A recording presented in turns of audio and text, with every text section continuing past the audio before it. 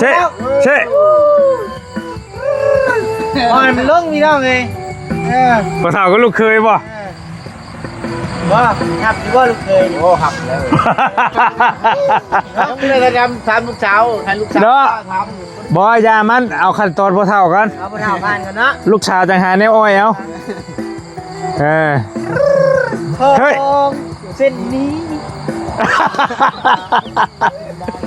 โอ้ยเนาะมาพี่น้องกินข้าวกินน้ำกินหมูกระทะแล้วก็พากันเก็บกวาดแล้วบัดนี้พาน้องเพิ่นไปล้างถ้วยล้างจานก่อนรักษาความสะอาดเลยเนาะมาช่วยกัน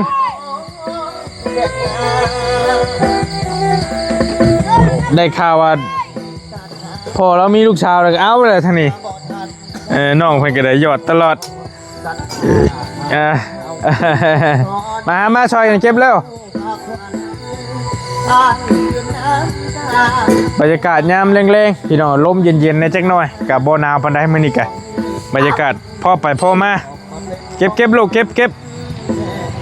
นี่เผาแล้วนี่เผาใช่นี่ใช้กินนี่เผาใช้เตาแล้วให้มันเปื่อยแล้ว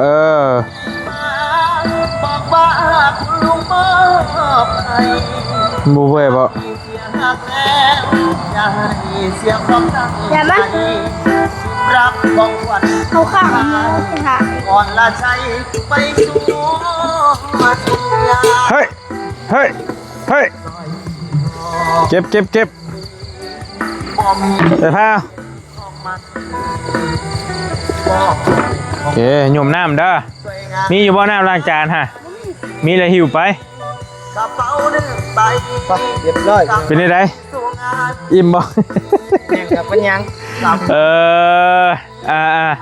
ออกอยู่3 โลฮะมัดอยู่3 โล3 โลบ่เฮ้ยบ่แม่มัดอยู่โลครึ่ง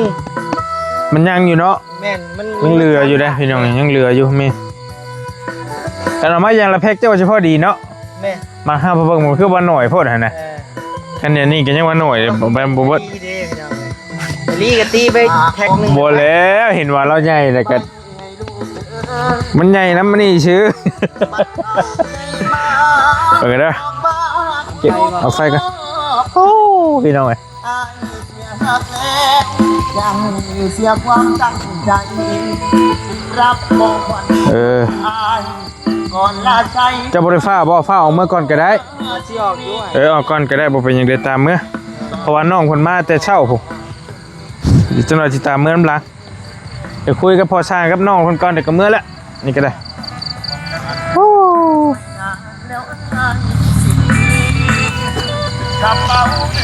มันโยมมาน้ำได้หามเด้อไปล่างได้ป้ายพ่อช่างแล้วล่างบ่ได้ได้บ่ผ่านเห็นว่าเป็นนายกันเนาะโอ้พี่มาเอาโคมอยู่ไว้นี่เป็นนายสายฟ้าได้เดี๋ยวนี้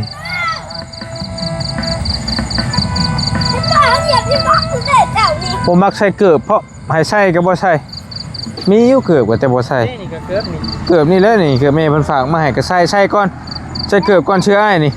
ใส่เกือบน่ะมันยากบ่เป็นเหยียบงูเหยียบหยังเรียบร้อยเลยเต็มทุกอย่างข้างนี้ว้าใช่ป่ะงู สายหยดโยมน้ำมันนี่ถ้าผมเห็นหัวหอยจะพ่อดีกว่ามันเห็นเหี้ยไฟอ้ายเด้ออ้ายให้เด้อโอ้ยก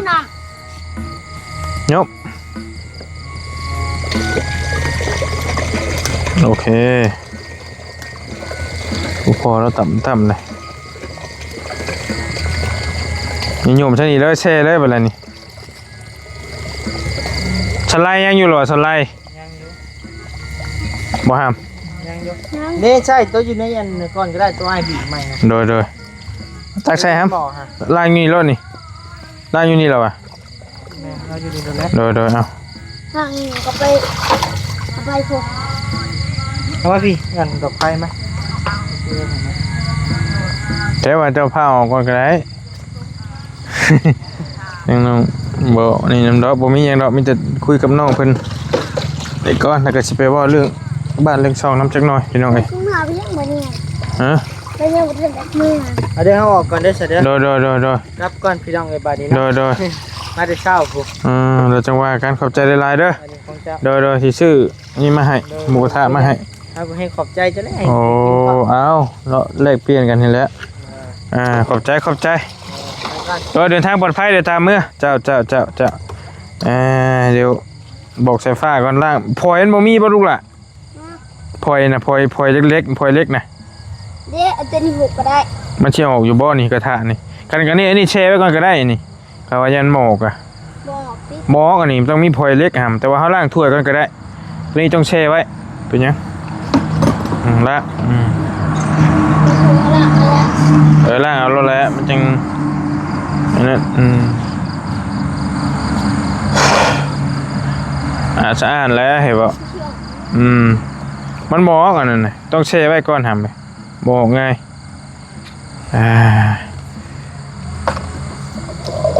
ไปแล้วฮัน เพราะเขาเจ้าเผาเด้เผายางได้อยู่ดอก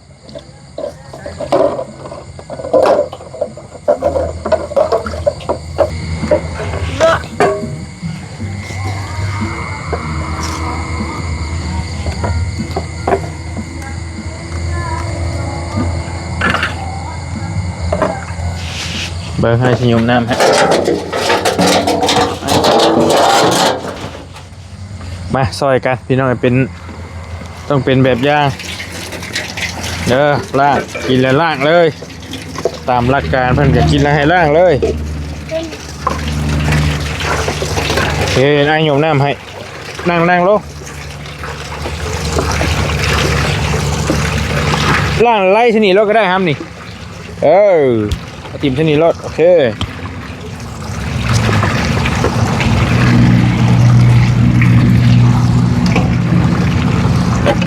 นอนแล้วก็จะนอน กระยาไปแล้วจังหวะเจ้าก็จะไปนอนเจ้าก็ได้ เราก็อยากไปหานอนข้างผู้ชายแล้วค่ะ บ่ มุกเขาก็มีแหละ มีมุ้งใหม่แล้ว เขาจ้างนอน กับนอนคนละอันเจ้าอย่างนอนน้ำเล่ากะบ่นอนเบียดแล้ว เขานอนกลางมุกค่ะ ว่ามันที่เป็นอย่างนอนน้ำโพช่างแต่ว่าที่นอนเรามันแคบมันก็อึดอัดแล้วปกติแล้วมันเราก็เห็นตัวใหญ่ ติ่งทั้งหมด เขายังนอน บรรยากาศโอเคแล้วก็เจ้าก็ล่างทางก้อนไปเลยก็ไล่ใส่ทางให้ก็ได้ให้ชิยมให้ ได้แล้วก็ไป ไปแล้วไปกว่า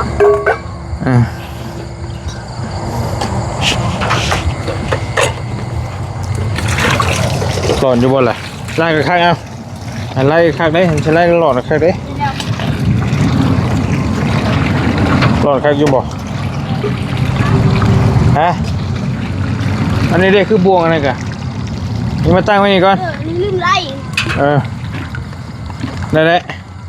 หลอดแล้ว ไม่ถูกที่นั่นเดี๋ยวกินก็ได้ อะไรกระทิบ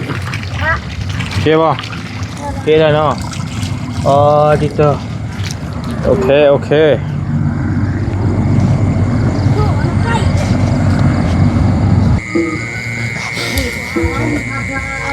พี่น้องมาเดี๋ยวมาคุยกันพอช่างเราจังหน่อยก่อนจังสิกลับบ้านเฮาก็ได้บ้านนี้ดูยังบรรเลงเพลงต่ำๆอยู่ได้แล้วว่าพอขนาดเฮาขนาดอัน เขาจะชี้แผ่นแบบมีตั้งแต่คอนมันมาดิเขาหาแผ่น เอาหารถเลื่อมกันบ่เป็นหยังพอบ่สังกะสีห้องน้ำพี่น้องเอ้ยเด้อ เขานอนอยู่เนาะ พี่น้องนำพอช่างบ่มื้อนี้นอนอยู่นอกแฮะ เขานอนคืนหนึ่งแล้ว นอนคืนนึงเลยติดพอช่างนะหมอหำนะ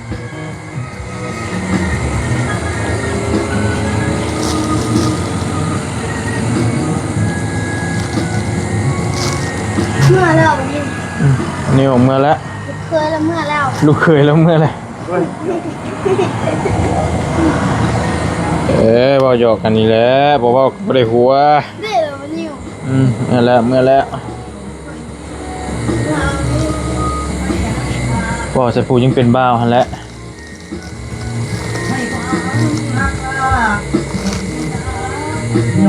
แต่พอเราจดอันนี้ให้ก่อนพี่น้องจดอันสังกะสีของน้ำเพราะว่าคำว่านั่นแหละเบอร์อื่นบริมาเลยสิจัดการเลย สี่แผ่นโบด ฮะ สี่แผ่นสิ บ่พอสิเพนมันน้อยโพดมาม่าให้นี่ มาเอา ให้เอาให้ บ่บุญ บุญสารวัตรกระแบงไว้ให้พ่อเล่าเด้อคือนี่ก็มี นี่ใช่ นี่หมดเต็มแล้ว โอเคมีแล้วก็มีก็เราเบิดแล้วก็จังแบงมาให้เรา ตอนยังบุรีนั่นนกมีแต่เพิ่นนกแกะไข่ยังบ่ได้กินกันได้ดอกพวกมีพวกไข่นี่ก็ปลาล้มเอาปะหรือว่าเอาไหม มันก็ได้ห้ายังคิดอยู่เป็นลมนี่คันใส่ แป้นกับท่าชี้เฮ็ด มันต้องอ้อมเบิดเลยเหรอวะพ่อ ทำมาจากว่าบ่ ล้อมเบิดเลยได้เนาะเป็นลมกับ4แผ่นพ่อบ่สิ3แผ่นพ่อบ่ 3ก็ได้ พออยู่แล้วเนาะ มาแสเอา เพราะว่ามันก็บ่ได้ช่วงบ่ได้ใหญ่เด้พี่น้อง3หรือ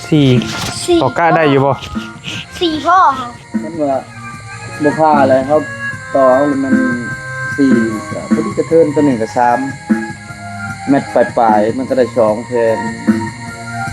ตัวนั้นก็2แผ่น พาวก็ได้แม่นบ่ ประมาณ3แผ่นพาได้อยู่ บ่ให้มันย้อนลงมาสักหน่อยนึงหั่นเนาะ บ่เป็นลม พอได้ครึ่งเงินไหม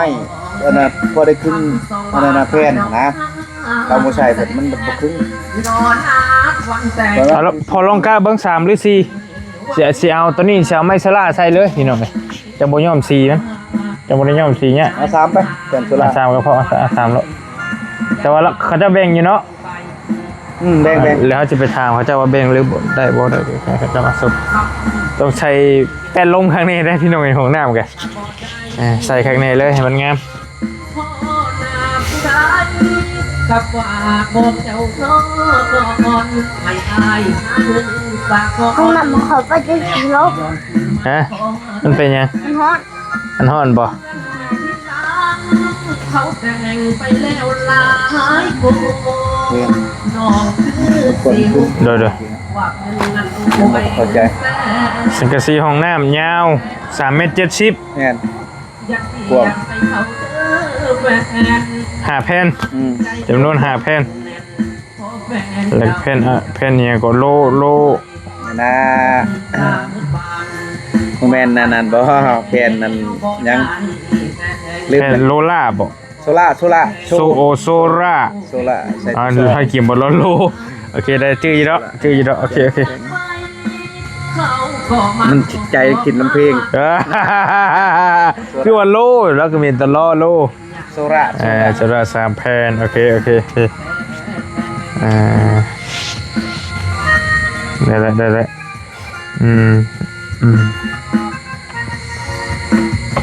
น้องสายฟ้าโอเคจบป .4 ยังรออ่านกันเลยหนังสือก็บ่ได้ปานใดดอก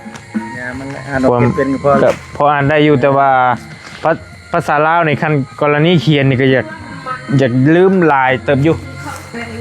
แต่ว่า แต่เก่าก็ได้ อ่าน ไรเฮาบ่ได้ซ้อมดุดิเฮาเฮ็ดเฮา แม่น ดุนึงนิดในซ้อม แม่น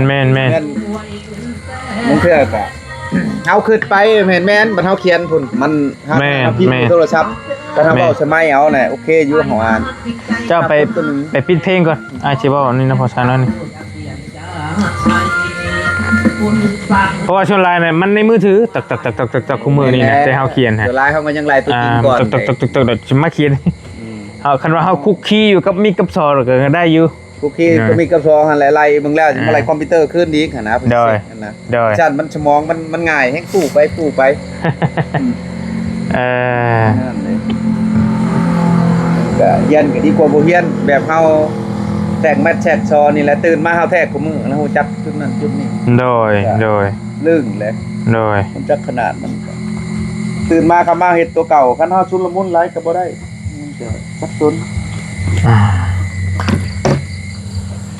มาเฮลโคมน่ะใส่โคมตัวนี้จะเป็นวิน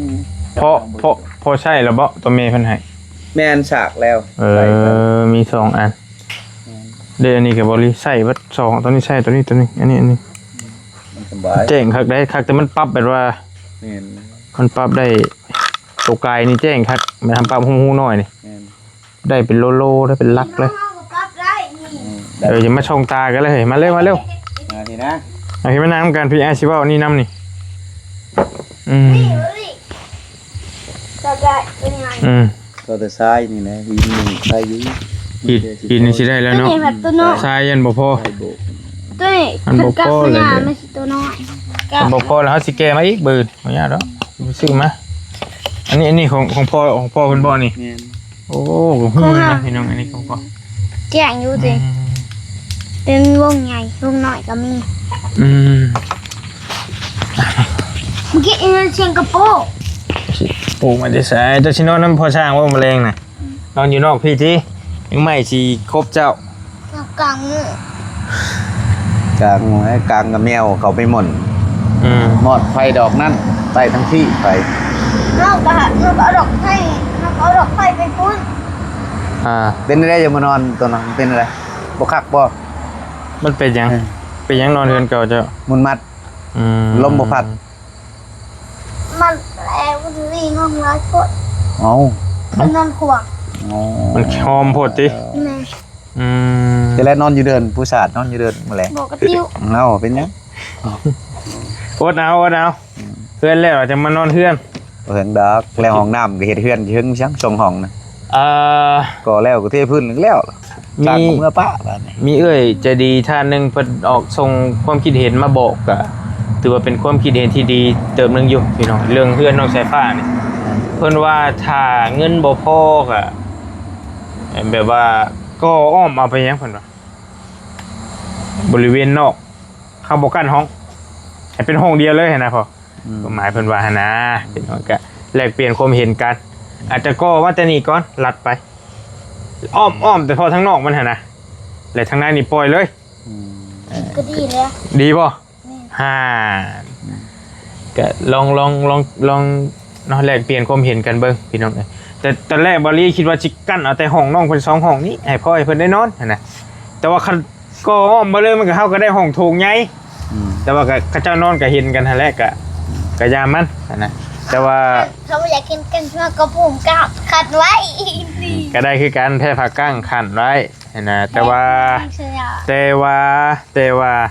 ถ้าก่ออ้อมเบิดเลยนี่หนึ่งมานี่บานประตูวงกบเอาต้องได้ใส่หลายเติบได้พี่น้องเอ้ยบ่ได้แม่นน้อยๆนี่ใส่อยู่นี้ใส่อยู่หันใส่อยู่ไล่โอโก บูใส่ ใส่ประตูใหญ่อีกนี่ ใส่แบ่งใส่ห้องและช่องแพน ห้องช่องแพนแบบใดบ่จักดอกเจ้าน่ะ ห้องในวันเขาตักเครื่องก็ต้องใช้ห้องกลาง แม่นแล้วมันสิเป็นเฮือนดอก